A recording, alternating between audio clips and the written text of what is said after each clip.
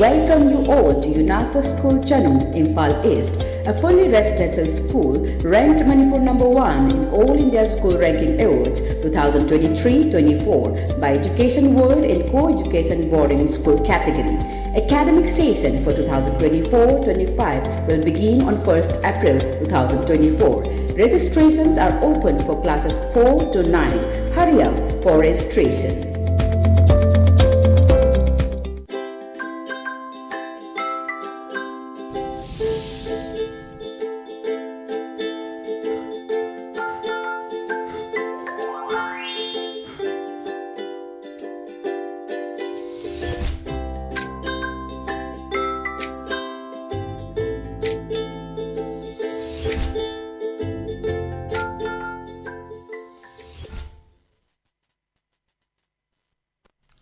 Very good afternoon, ELITETV की test of cartoon की महाव में इंटरव्यू सो हम तराम मुक्तरी कुदों चादा बखरे दगी नों निनी से में हम दा test of cartoon ये हम फंगी दरे मधु नमता चांगना लिंग बिरी बा ब्योर्स न वरो बितना बा हंगतना नो लुक्चरी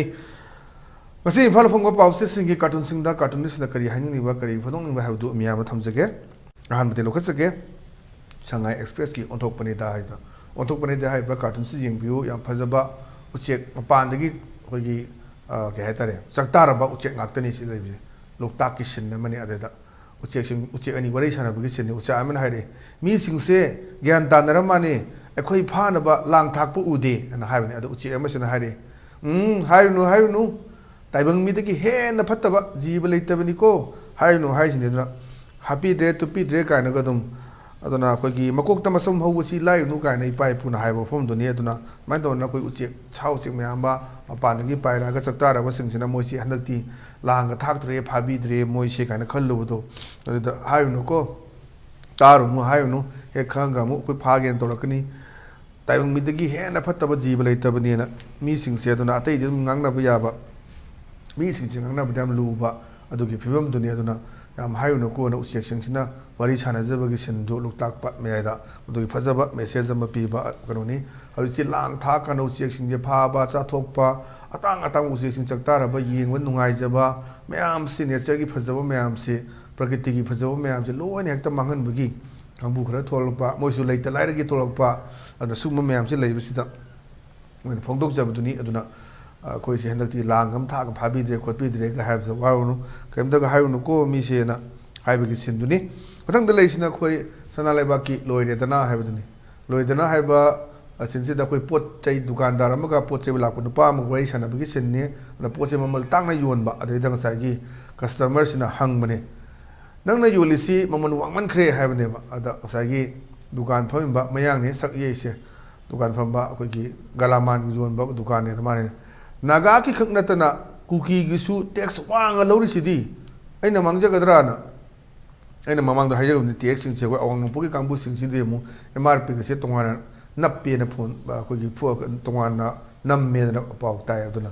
टैक्स मैम से अने हेंगन लौरदी पोतो एकदम दिल्ली दे योंगदो पोतुगा से नॉर्थ ईस्ट इन पर्टिकुलर सिदे योंगदो पोसिगा रेट से मानदबगी एमआरपी से मानदबगी अमगा मानदबगी खरा याव हाबगे पोतुने अदेदा पोचे ममने तांग दुनिया अदुना हानदी नागा खक्ता यौरमनी हंदकी लानदगीदी कुकी सु यौसले अना अदुदे ने मांगजगदरा मोने लरब टैक्स मैम सिदे आइना अलुदो आदल पा केजी दल पा तरेत निपान पिने पुरकनी से टैक्स मैम लोडिंग अनलोडिंग मैम गादगी कैरियर चार्ज मैम तोरका दामु टैक्स मैम से अदुना सिदे नते कुकी नगादा नते मु पुलिस न मुक्चु मुलो यावरनि दो सुम मैम थेंना अदुना इ पोसी काइदे मांगजगदराना दुकानदार से कुमकपने अदुना हजि लेबे सिनेरियो सिनि प्रजा एट लास्ट दी प्रजा सिंग लेगेदो ngakतनी दिल्ली दा से यूपी दा बिहार दा जना अखोगी तिलो लुपा कुन मुक्तनी पीबा सिदे लौकान निफु यौबो यावरिसिनि दुना कराइदा पोत के मसे कनाना लेपकदगे अदुगी टैक्स सिगी लौरगादी ट्रांसपोर्ट की कैरियर की लौकान सीसीपी बाबदो अंत लेते माना माना योनिंग मोंगदनी योली मैम सिंगसे याम नुंगाइबा सरगर की लेवा कुंबनी हाइनरी अखोई मणिपुर से अदुना तौनिंग कुशी तौबदुनी हजि उरिबा अदुगी सिनदुनी अदा प्रजागा ngसागी पोत योलिबदुगा उंखतनरकपगी मफुमदुनी याम फजबा कनोनेना थमजगे मथंग लेसिना कोई पोंगनाफमगी बालो है हाइबदुनी अदा बालो एसदी यंगबियो हजि से तोन तोन बा सेंट्रल फोर्स मैम लेरगसु मोय ममामक्तदा हात पत तुप्पा मैम यौरकपा युम मै थाबा पोत हुरानबा कई मैम से अदेदा मेरा पाइबी सिंगा ngасai central force sunga khanabagi sinnamani adeda मेरा पाइबी माइ बेल सिंस नाइरे नखोइगी ननाक्ता मी हालगा नखोइना खंगदि उदेदि करी हाइना लावबने अदेदा माना यामना तयांग तयांग लगे इमा अखोइ ऑर्डर पीद्रे अदुना अमत्ता उद्रे खंगद्रेने ना ऑर्डर पीदे कापगे ऑर्डर पीदे हजि हजि सबुंखो की ले पोतुनी चेकोंदु होंगदु हाइतादि लोकल एमएलए आई पिउ काइना ngana हाइबा पाउदु यावरि दुनि दुना स्वाइसिदनि अदि चेकोनि मपुदुनसु मोइदा हाइरमसु लेते तोंसिम कुसिदे चंगथलग तलेछनबा तवी खोली हाइदना लोकल एमएलए हाइरकुसु लेते अदुगा लेरिबा सिक्युरिटी फोर्स कांबुदुना लेगे थोक लागेता मिगी चेकोंदु लेछले थात्रे निपान सुरे थबक सुदबा प्रजा मयाम स अवा पीरेना अदना मयाम लेबे यारोय हाइदना सबुंखोक्ता लेबा मयाम अदुगा ताइनाबा खुलगी मयाम लाक्तरा ngana protest तौबदा चेकना थोमे मनगंदा पालेना हजि जेनिम्स हॉस्पिटल दसु लाइकन लगे लेइसिनी अदो फिवम जनि मना सै माइ बेल्सिंग सारोगा सेंट्रल फोर्सेस दा हाइबनेबा नखोइगी नानाक तमी हालगा नखोइ खंगदे उदेदि करी नानि इमा अखोइ ऑर्डर पीद्रे अदुना मत उद्रे खंगद्रेने ना खुमकपगी सिन्दुनी याना फजबा केरोनी इस मेसेज पीबा कार्टून थमजगे पतंग लेइसना खोइ वेलन पाउगी अस लोइरे हाइबदुनी अस लोइरे सिदा है फगेरा फरोइरा अखोइ लीडर सिना होरेन ngangadi मयाम मांगदी खुबाक पखुदा खुना अदुगी सिनि लेइसे चुम्बसु लालसु होरेन साना ngam खुदिमक खुबाक पखुदा खुबियोना अदना मयाम खुबकने नना अखोइ रेडी दे लेजरे ना अनु हुम्मगा चटपा अदुना कनाबु अखोइ लीडर ओइना खनगदगे कनाबु करमबा अखोइ इलेक्टेड रिप्रेजेंटेटिव ओइना थागदगे जि प्रजा सिंना मुन्ना वखन खनवा मतम ओइरे मोइना हारिंगा हाइबा तौंगे तौ हाइबा पैसा खिरगा पीरगा पिज खरा पिजरगा याबा खोटपा मदुगी मतम दु नत्रे अखोइ मिट खप थोकपा मतम योरे हाइदना अदुगुंबा मेसेज अमा पीबा कार्टूनी हाइदना थमजगे एगी मियंगदगी अस लोइरे हाइबसी मथंगदा लैसना अखोइ इचेल एक्सप्रेस की नैरे हाइबदुनी नैरिने सिनसिदा अखोइगी family अमगी सिनने अदुदा मपानदगी me लाक्तुरे लुचिंगबा अवना I ngakhtang chelukige haibagi sin amakhagne da maini piduna kari khumake do khaminase congress achobo sing narukige khara thenglakpa yai haide maisi thengna halakpa yai haiduni thengnang pa hai thengna halakpa yai ngasi din haiba da maini pisna ye lebak si lal thoktana tawbasidi nong phau yawba ngamde vote kini haidi siba kidene ha haibudune duna lebak asuk toriba lansi thokte do vote kini haidi thokhibagi अदुगुंबगी वफमदुनी ngrangi ming tin giba mayama Bharat जोरो न्याय यात्रा की तो फम क्या लाखिबा मदद base तौर अकान हाइजनी कांग्रेस की अचौब सिंह उनर खुगे खरा थेंगना हलप यायन हाइरमेदुना अदु युमफम ओइबनी अदुना लेबाक्सिदा लान थोक्तना तौबसिदि नोंग फाव याव ngamde अदुगा भोट किन हाइरदि सिबे खंगतिने हाइना माइ निपिसना नंगकपा अदुगी फजबा सिन्नेना समजगे मथंगदा लेसिना खोय नारो थौदांगी हवादो लेरांगदो हाइबदुने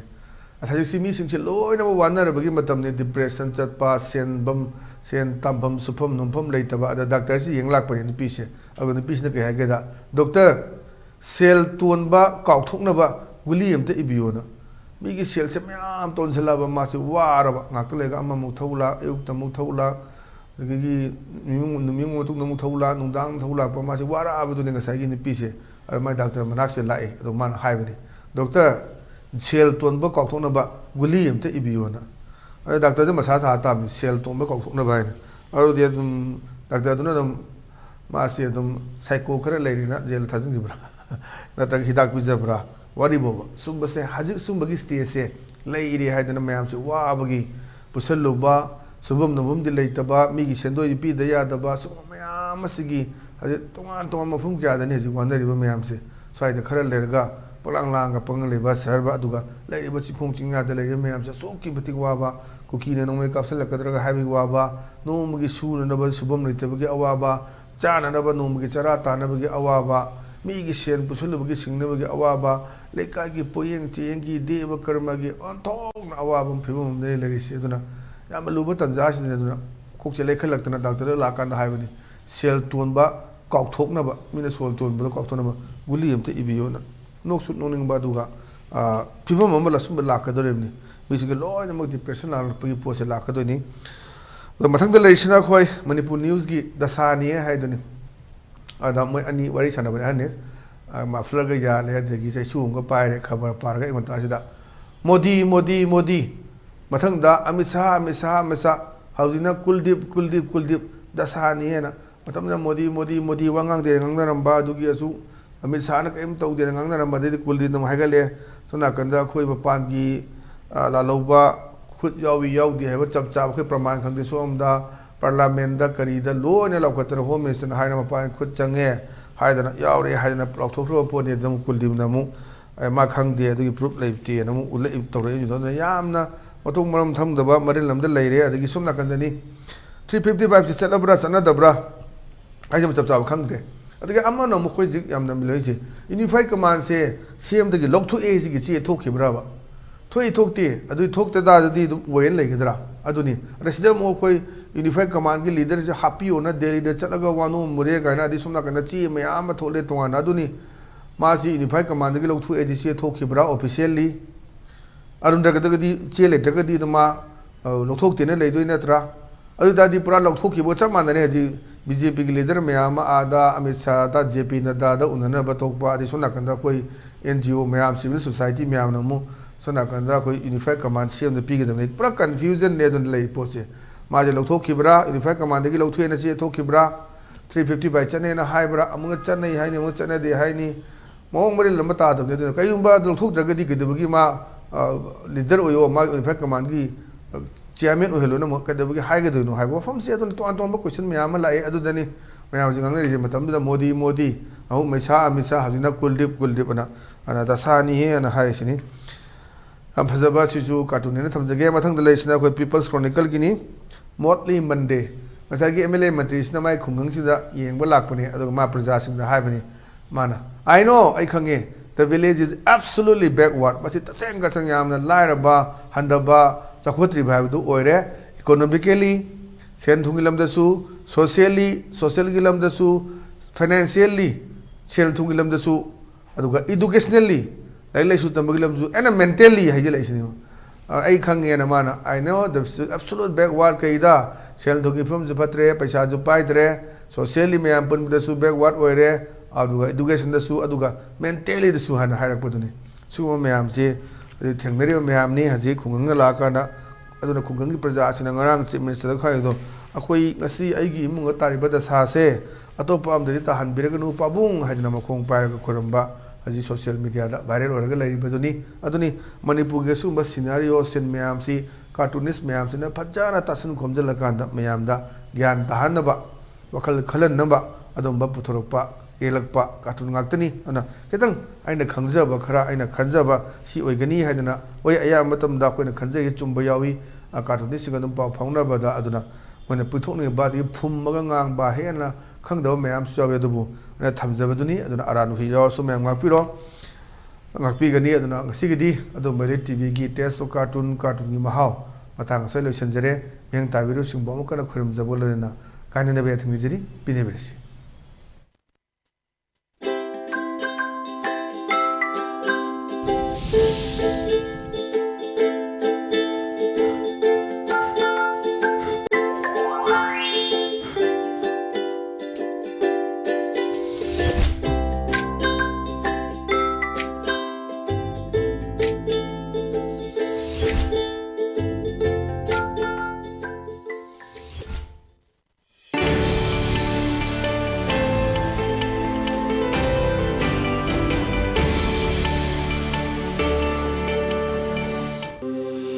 Welcome you all to UNAPA School Chanum, Imphal East, a fully residential school ranked Manipur #1 in All India School Ranking Awards 2023-24 by Education World in Co-Education Boarding School category. Academic session for 2024-25 will begin on 1st April 2024. Registrations are open for classes 4 to 9. Hurry up for registration.